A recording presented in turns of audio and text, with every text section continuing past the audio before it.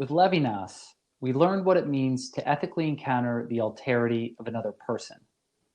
With Heidegger, we learned what it means to let things be. Benso synthesizes Levinas and Heidegger to offer an ethics of things.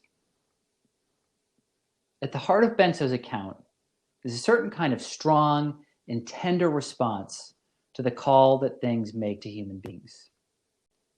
For Benso, things are not inert, passive entities.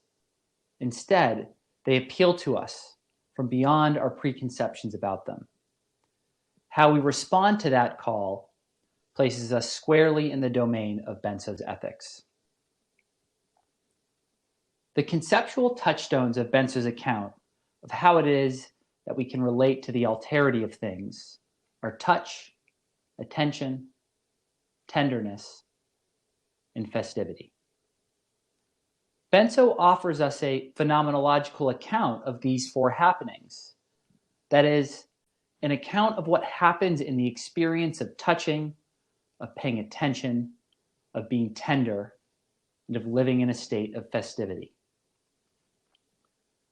By way of preview, Benso begins by arguing that our sense of touch and our capacity to pay attention serve as two vehicles through which we can come into contact with the alterity of things. Together and properly cultivated, touch and attention in turn facilitate the formation of a tender disposition, of a tender manner of engaging with the world. In other words, Benso thinks we can become tender by cultivating a loving touch and a patient attentiveness. Although, as we will see, such tenderness is not to be understood as a soft and mushy sentimentality. For her, it is a capacity to tend to the alterity of things in a strong, patient, deliberate, and pragmatic manner. And finally, there's festivity, which Benso calls the flavor of life that flows from tenderness. Considered together, Benso's accounts of these four touchstones is at once descriptive and normative. That is to say, at times, Benso seems to simply be describing what happens when we touch something or when we pay attention, or what it means to act with tenderness or to live in a state of festivity. At other times, however, there seems to be an implicit prescriptiveness to Benso's account, as she suggests that these are the capacities and virtues that we must cultivate if we wish to enter into an authentically ethical relation with things. We'll now consider each touchstone in turn and its role in her ethics of things. We begin with touch. Drawing on underdeveloped remarks in Levinas and Heidegger, Benso argues that while our senses allow us to tune into the world, it is touch in particular that most thoroughly attunes us to the alterity of things. To understand why Benso turns to touch, another brief dive into the history of Western philosophy will be helpful. Since Plato, who declares humans are essentially the spectators of all existence, Western philosophy has been considered by some to be a tradition rooted in vision, an ocular-centric tradition, as the French philosopher Jacques Derrida has put it. For it was thought that vision could offer us a penetrating and comprehensive view of things, allowing us at once to see into the heart of things while also gaining a comprehensive bird's eye view. To see what Benso and others are getting at with this view of vision, consider what happens when you're looking at someone.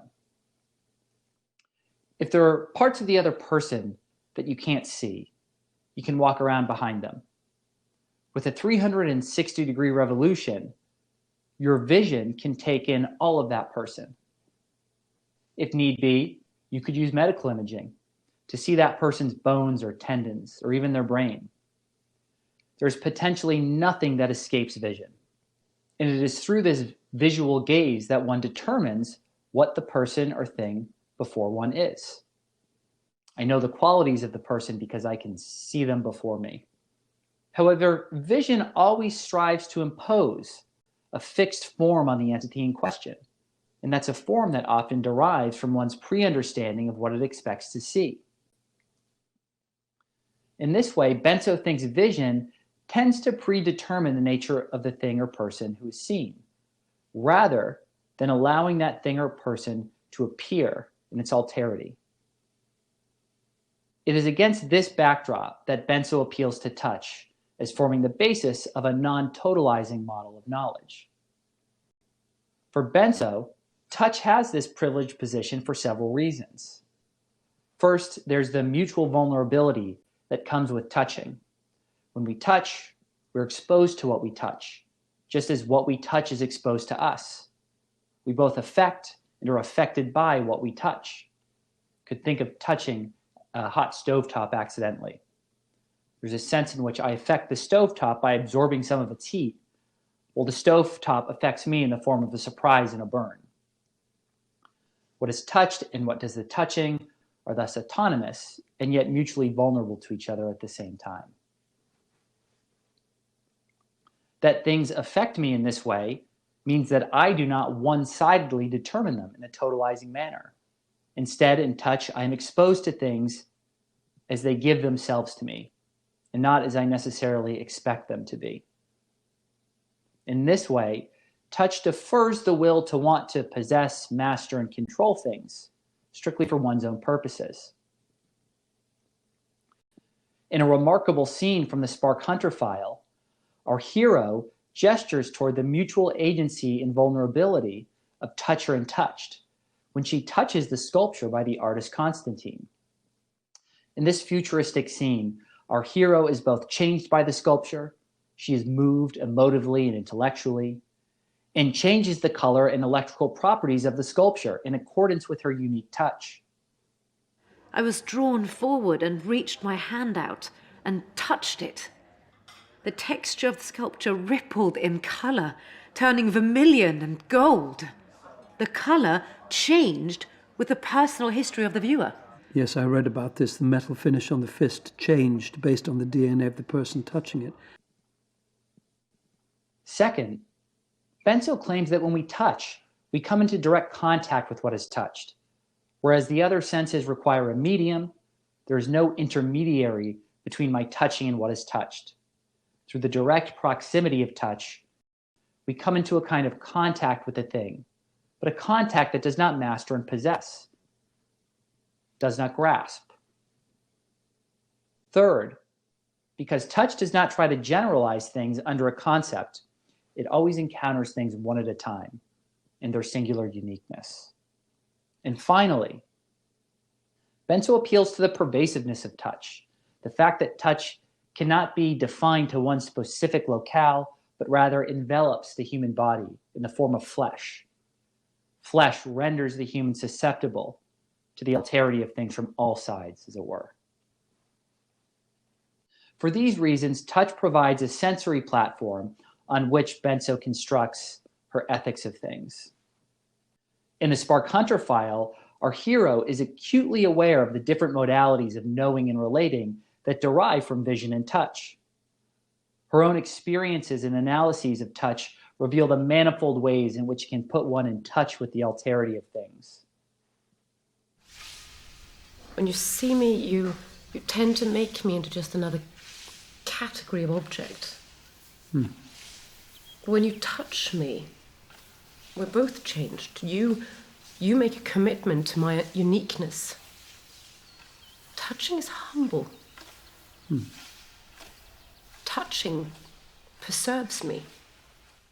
Perhaps most memorably, our hero's fourfold description of the wine glass, which we considered in a previous lecture, centers around one's sense of touch and its capacity to access or open up to the infinite depth of the thing. Touch it, but it cannot be possessed. It contains memories of an unreachable past, of the ancestral dance of the earth and the elements, of the eternal play of light and darkness, of being, but always as a beyond being. It is near and far. It is an other, a silent, voiceless witness to all we do. Here, our hero understands that touch proper is guided by the contours of that which is touched. Touch does not try to control or instrumentalize things, lest it become grasping rather than touching. Our hero also understands that touch encounters things always one at a time, in their utter uniqueness, never in their abstract universality. The wine glass that our hero describes has a unique history, a unique story to tell. To describe this glass as a mere instance of a kind is to import an abstract vision on the unique thing in question. For Benso and for our hero, touch seems to function as the sensory gateway to alterity. The next touchstone of Benso's ethics of things is attention. Benso tells us that when touch is suffused by attention, we arrive at a sense of touch proper. Touch is caressing rather than grasping. For when we are paying attention, we are commanded by the presence of the thing before us. We are drawn in and transfixed by the thing itself. Indeed, Benso emphasizes that when we are paying attention, we are not setting the agenda, but rather are patiently waiting for the thing to make the first move. As Benso writes, tenaciously and persistently, attention patiently tends towards something.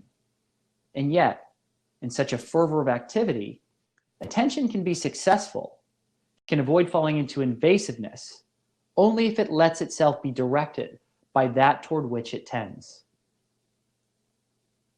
At several junctures in the Spark Hunter file, our hero exhibits a level of attention that adds flesh to and even pushes beyond Benso's account. For example, upon entering the candlelit cave where the concert is being held, our hero's entire body seems to be keenly attentive to the infinite modalities of things. It looks like diamonds, but it's salt. I feel the stillness of the air, pure, clear. The music begins. Can you hear it?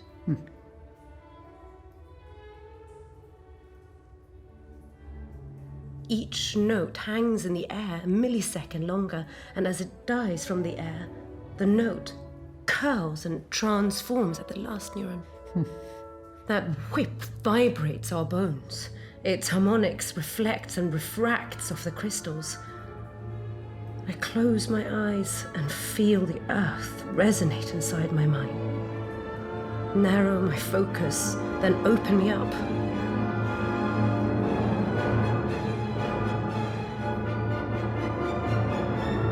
The man on one side, the sun on the other, each of them hold my hand. They give me this moment.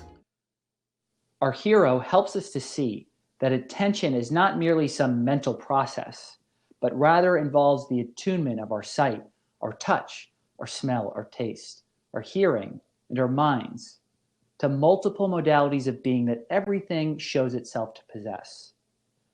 The sight, smell, and taste of the salt in the air and on the walls of the cave.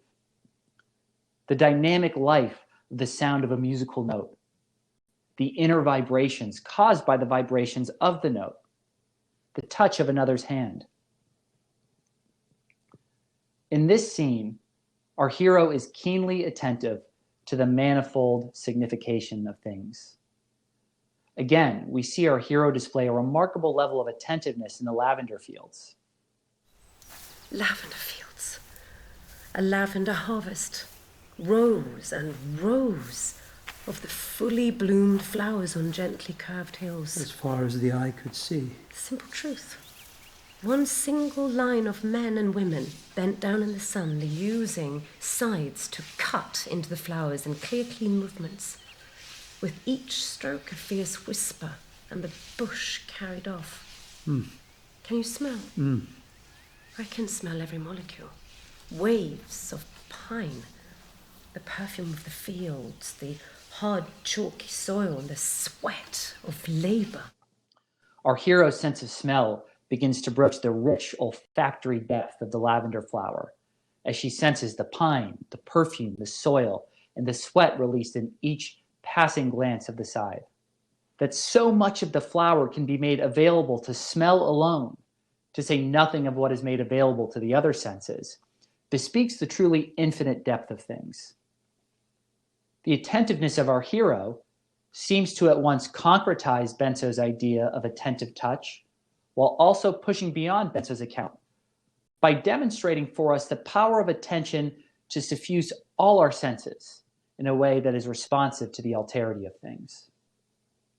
This brings us to tenderness, a difficult but pivotal concept in Benso's work. There's a lot of baggage associated with the term tenderness, at least as it's conceived in the popular imagination. Tenderness has often been associated with a kind of soft and mushy sentimentality, or a warm and gentle affection. But Benso means something quite different by tenderness. For her, tenderness names a developed capacity and disposition to tend to the alterity of things. It names the capacity to welcome things into one's presence in their manifold differences in otherness. In Benso's words, it names the capacity to be, quote, inspired, oriented, ruled by that toward which it is tender. To be tender is therefore to be extended, stretched toward, and by the manifoldness of things. It is to defer to and honor the alterity of things. But this tender response to things is not a sweet and gentle affection. It is a deliberate practice that is at once strong, thoughtful, and pragmatic, and yet also patient and unassuming. As Benso writes, tenderness is passivity, patience, susceptibility to what is other than itself. At the same time, it is stubborn, tenacious persistence, and is endowed with the rigor and seriousness of reason, a reason oriented not by the self, but by the alterity of the things to which it applies, which give tenderness its planning foresightedness. Our hero embodies these not so commonly attributed elements of tenderness. As she tells the maker, "Your tenderness may not always be gentle. This is not about petting your dog. Through the yielding and the calm is the power. But do not mistake me. It may be containment, or deterrence, or neutralization, or a room full of agents made docile by relieving them of the burden of time." our hero recognizes that tenderness at once calmly yields to the freedom of things, and yet may also rightfully respond with willful and even lethal force. This element of tenderness comes to the fore powerfully in the scene when our hero's car strikes a dog on the way home from the concert in the salt mines. I want to save the dying dog, but no one feels the same way. Everyone is hiding, unwilling. I lean over to this beautiful dying dog, and I let it sniff me. Its nose has been destroyed. By us or the attack, I don't know. So I hum. I hum ever so slightly. It's whimpering, suffering, unable to move. I slide my arms around this creature and I carry him to the side of the road and I lay him down. I try to ease his pain. The drugs I have will not help him much.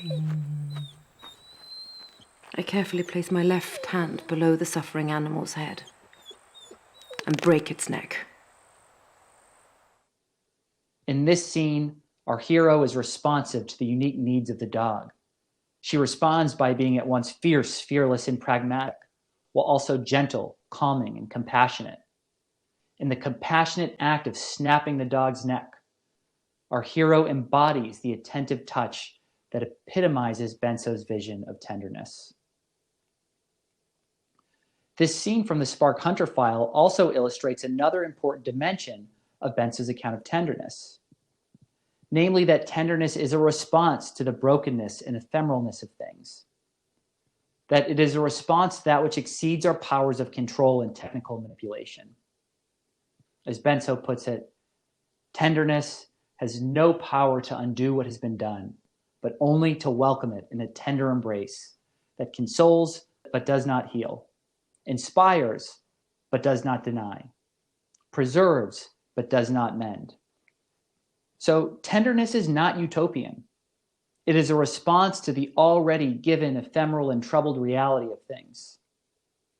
Tenderness does not guarantee or even seek a move beyond violence and conflict, but it promises to tenaciously persist in its ethical project of doing justice to the depth of things, even in the face of violence and neglect.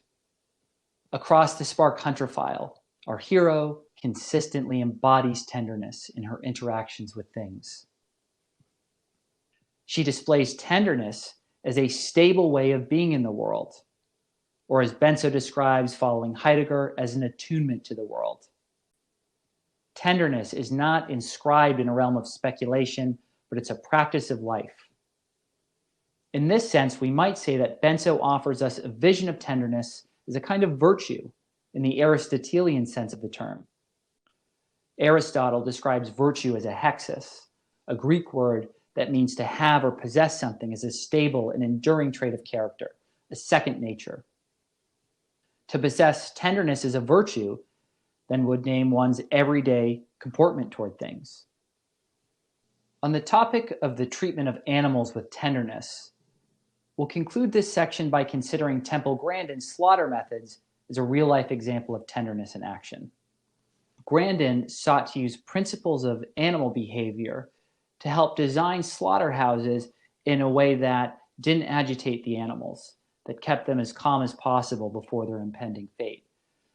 So she would design wide curved chutes to allow for the cattle to move along curved and circular plains, as is their natural habitat. By doing this, she was able to keep the cattle in a relative state of calm that actually enhanced the quality of the meat and also made the experience less brutal.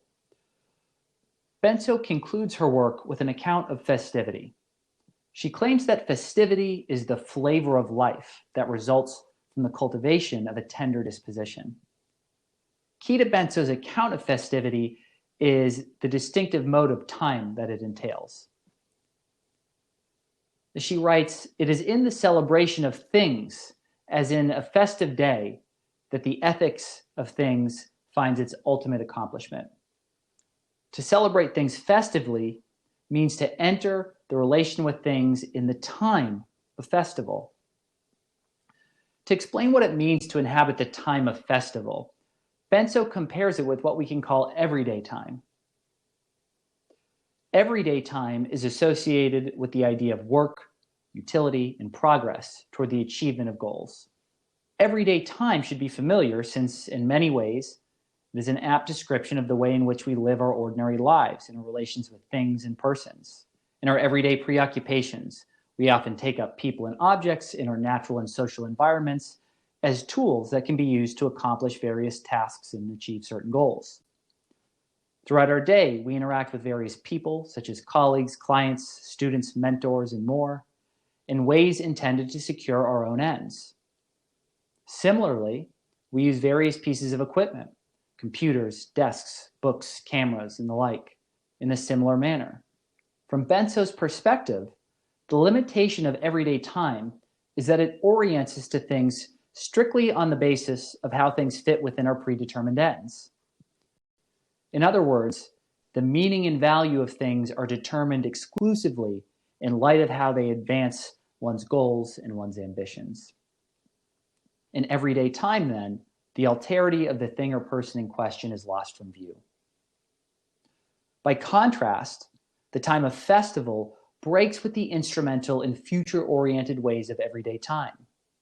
In the time of festival, one is freed from the concerns of the everyday, of one's everyday instrumental dealings. And so one can encounter things without reference to their role in one's previously determined projects or ends. For one no longer considers things in terms of phrases such as "so that," and "in order to," and "for the sake of." In other words, in the time of festival, the meaning and value of things are no longer hitched to the achievement of some end to be brought about in the future. Freed from the utilitarian attitude of everyday time and the constraints of its prior significations, Things are therefore freed to be themselves in the here and now, in their infinite configurations and meanings. In this way, the time of festival creates a temporal environment in which one can attend to the alterity of things. As Benso writes, festive action subtracts objects from the purely utilitarian context in the domination of calculative reason, and thus celebrates things as things. Festivity opens up a different space, the space of what is meaningful in itself, without reference and insertion into a previously constituted system. On this theme, Benso notes that the ancient Greek concept of theory means both contemplation and one who takes part in a festival. The one who theorizes is there not to interpret, record, or understand the spectacle from the outside, but rather to participate and experience the event that is before her. In another remarkable scene from the Spark Hunter file, our hero seems to occupy this position of theorizer, of contemplative participant, in her recollection to the maker about her experience chopping lavender in the field. As we watch the work, my breathing slows, in tune with what the poet calls the sweet, spontaneous earth. And then my hand touches the handle of the scythe. I put in mind its rhythm and intent. So I raise my arm and I let the weight of the metal pull me up. And at the tipping point, I pull the handle down flat and I allow the recumbent motion to do its work. The blade spins through. It takes practice. But in the end, 96% of my available energy goes into the cut. I identified with the scythe. This thing is needed to bring in the harvest. It is a savior and yet a weapon. Touching the handle of the scythe, our hero identifies with the life of the thing, entering into its rhythm and intent, its weight, its motion. Our hero experiences the scythe as if she was the scythe. 96% of herself goes into the cut. In this identification with the life of the thing, our hero comes to virtually participate in a specific modality of the scythe's being, as a savior harvesting the lavender for goods and trade. She knows how to tend to the thing in question, to use it in a manner appropriate to its being in that moment. But, as our hero also acknowledges, the scythe can be otherwise, as a weapon wielded against one's enemies, or even as a symbol of death. The depth of things harbors multiple modalities of being. This is both the risk and the challenge of Benso's ethics of things, to grant all things in their many modalities and possibilities for being ethical standing.